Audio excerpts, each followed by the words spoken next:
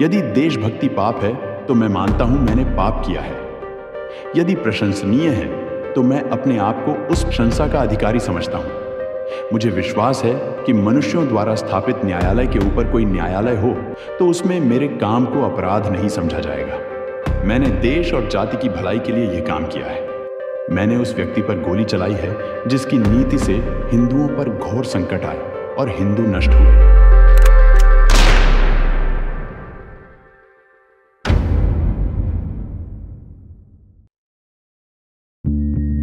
आमतौर पर लोग भारत विभाजन के लिए जिन्ना या मुस्लिम लीग को या फिर मौलाना आजाद की तरह वल्लभ भाई पटेल या जवाहरलाल नेहरू को जिम्मेदार ठहराते हैं। ऐसा सोचते समय वे गांधी और कांग्रेस के वर्ग चरित्र को भूल जाते हैं, लेकिन हकीकत कुछ और ही है। हकीकत जानने के लिए आप सभी को एलन कैंपबेल जॉनसन द्वारा रचित पुस्तक भारत विभाजन की कहानी पढ़नी चाहिए। एलन कैंपबेल उन दिनों माउंटबेटन के साथ ही मौजूद था और माउंटबेटन तथा गांधी की हर एक गतिविधि पर नजर रखे हुए था। देश के बंटवारे के बाद गांधी ने 7 मई 1947 को अपनी प्रार्थना सभा में कहा कि जिन्ना पाकिस्तान मांगते हैं और मैं उसका विरोधी हूं, लेकिन कांग्रेस वालों ने भी निर्णय कर लिया है कि पाकिस्तान की मांग पूरी कर दी जाए। लेकिन मेरा यह कहना है कि पंजाब और बंगाल के जिन इलाकों में हिंदुओं का बहुमत है वो पाकिस्तान को ना मिले। केवल वही प्रदेश पाकिस्तान में जाएंगे जहां मुस्लिमों का बहुमत है। देश के टुकड़े करने की बात से मैं कांप उठता हूं। मैं किसी भी पक्ष का समर्थन नहीं करता, इसलिए पाकिस्तान निर्माण की स्वीकृति पर मैं हस्ताक्षर नहीं करूंगा। मैं जिन्ना साहब से कहा कि हिंसा के जोर से या ऐसे नामर्दी भरे रवैये से आप पाकिस्तान नहीं ले सकते। शांति से समझकर सारा देश भले ही आपको सौंप दिया जाए, उससे मुझे खुशी होगी, और अगर ऐसा हुआ तो सबसे पहली बधाई मैं दूंगा। जरा सोचिए, ये वही गांधी है जिसने कहा था कि पाकिस्तान मेरी लाश पर बनेगा, और जब बन गया तब जनता के बीच जाकर निर्णय सुनाने का यह धूर्तता भरा ढंग अपनाया। जब माउंटबेटन और जिन्ना से समझौते की बातचीत खुद गांधी ही कर रहा था, तो पाकिस्तान देने का निर्णय करने वाले दूसरे कांग्रेसी कौन थे? क्या गांधी के बिना कांग्रेस द्वारा कोई निर्णय संभव था? और जब पाकिस्तान देने का निर्णय हो ही गया तो जिन्ना से यह कहने का क्या मतलब था कि वह हिंसा के जोर पर पाकिस्तान नहीं ले सकता? और फिर मजे की बात यह कि देश के इसी बंटवारे का नाम आजादी रखकर उसका श्रेय गांधी को दिया गया और दुनिया भर में ढिंढोरा पीटा गया।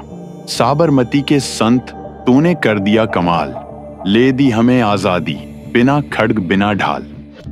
समाज व्यवस्था, प्रशासन प्रणाली और शिक्षा प्रणाली, पैसे का शोषण, धर्म और जाति का दमन ज्यों का त्यों बना रहा तो यह कैसी आजादी थी?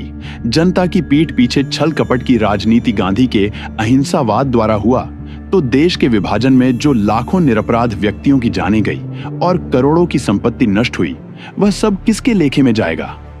इतने में तो 4 क्रांतियां हो जाती और राष्ट्र का चरित्र बनता। देश का बंटवारा बड़ा ही घृणित अपराध था। उसका दंड असल अपराधी को मिलना ही चाहिए था, और मिला भी।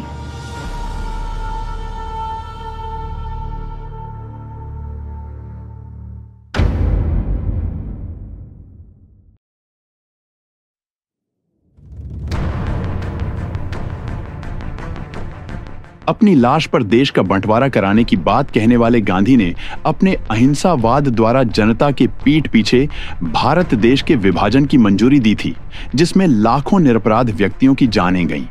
उनकी औरतों के साथ जिहादियों ने बलात्कार किया और देश की करोड़ों की संपत्ति नष्ट हुई।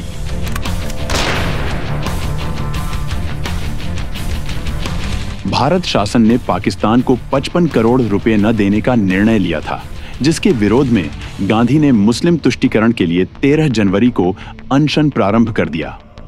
गांधी के अनशन से बाध्य होकर 14 जनवरी को भारत शासन के मंत्रिमंडल के सदस्यों की मीटिंग हुई।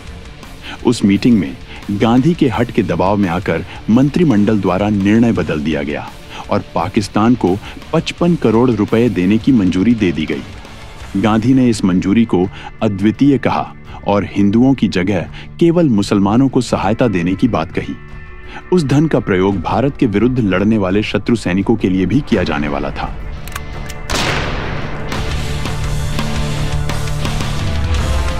पंजाब तथा पश्चिमी सीमा प्रांत से हिंदू और सिख दिल्ली, पूर्वी पंजाब तथा पश्चिम उत्तर प्रदेश में आ रहे थे।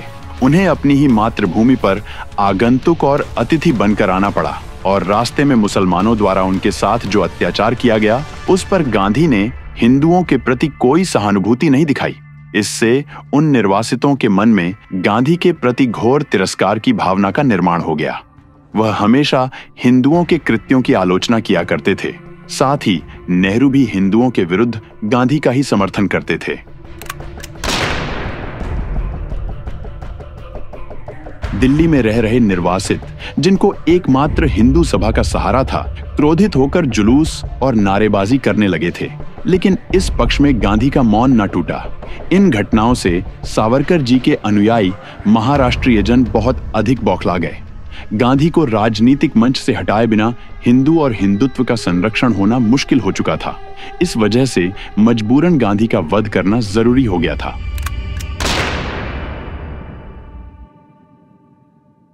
गांधी जी अपने प्रवचन उपरांत प्रश्नोत्तरी भाषण में स्पष्ट कहा करते थे कि मुसलमानों का संरक्षण होना चाहिए, भले ही निर्वासित हिंदू सिखों को कितना भी कष्ट क्यों न उठाना पड़े, उनके परिवार को भूखा रहना पड़े और खुले आकाश के नीचे ठंड में सिकुड़ना पड़े तो भी कोई बात नहीं।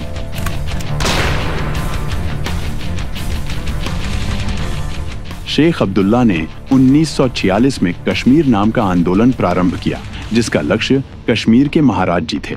कश्मीर में मुसलमानों की संख्या अधिक थी, इसलिए गांधी ने शेख अब्दुल्ला का समर्थन करते हुए कहा कि कश्मीर के महाराजा को अब सत्ता मुसलमानों के हाथ या शेख अब्दुल्ला के हाथ सौंप देनी चाहिए और स्वयं काशी तीर्थ जाना चाहिए। जबकि कश्मीर के महाराज चाहते थे कि कश्मीर हिंदुस्तान में विलीन हो जाए।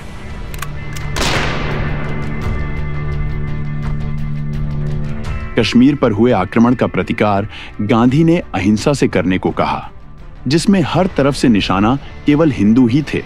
गांधी ने कहा, जिन पर आक्रमण हुआ है उनको सैनिक सहायता न दी जाए। जो आक्रामित हैं वह आक्रमणकारियों का प्रतिरोध न करें और खुद पर आक्रमण होने दें।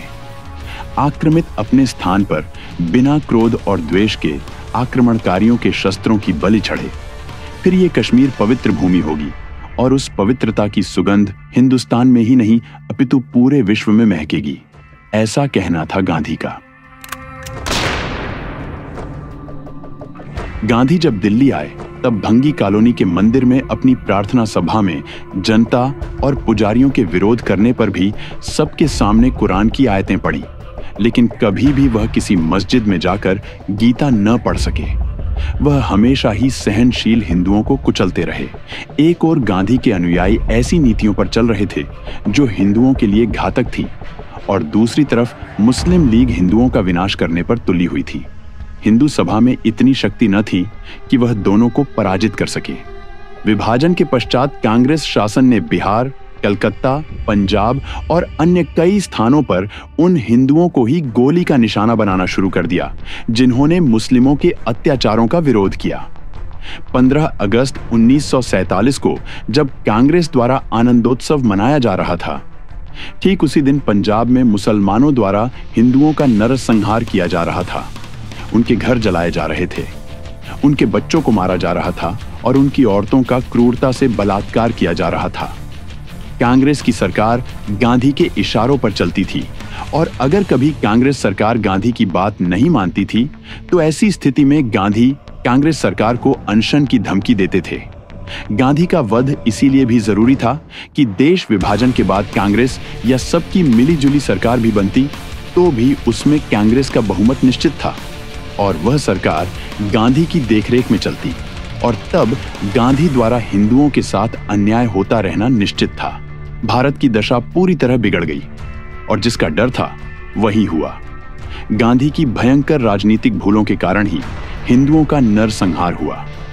विभाजन किस प्रकार हुआ, क्या रणनीतियां अपनाई गईं, कैसे गांधी ने अहिंसावाद का सहारा लेकर हिंदुओं की आलोचनाएं की, कितना विभत्स नरसंहार हुआ और भारत की कितनी संपत्ति नष्ट हुई, आदि घटनाओं का जिक्र विस्तारित रूप से पढ़ने के लिए डिस्क्रिप्शन में दिए गए किताबों को मंगाकर जरूर पढ़ें। इस वीडियो में जो भी वृत्तांत बताया गया है उससे आप स्वयं निर्णय करें कि नाथूराम आतंकवादी थे या देशभक्त।